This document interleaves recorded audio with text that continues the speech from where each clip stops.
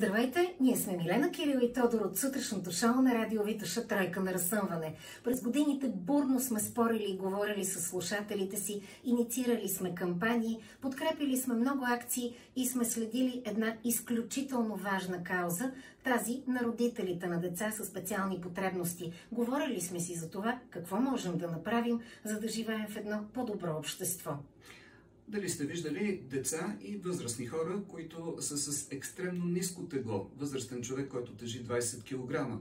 Може би сте си мислили, че, както и аз, впрочем, че това са хора, които нямат пари да си купят храна. Оказва се, че всъщност не е точно така.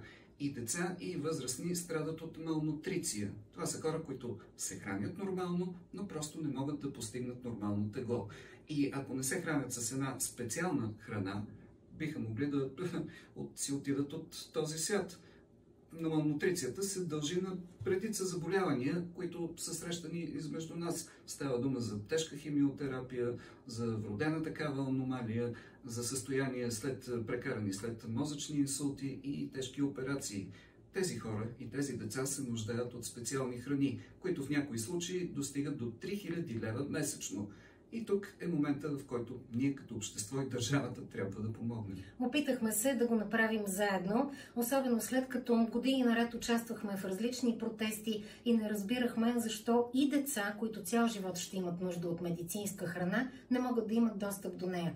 Тази година в кампанията ни "Повече българчета за България" поставихме темата "Уроците по човечност" и се опитахме с помощ на слушатели да наберем средства, както и направихме, за да дарим и да бъде купена медицинска храна. От тук насетне обаче е и добрата развръзка. След толкова години протести на родители, на лекари, след толкова много зададени въпроси как може да се живее така, вече има светлина.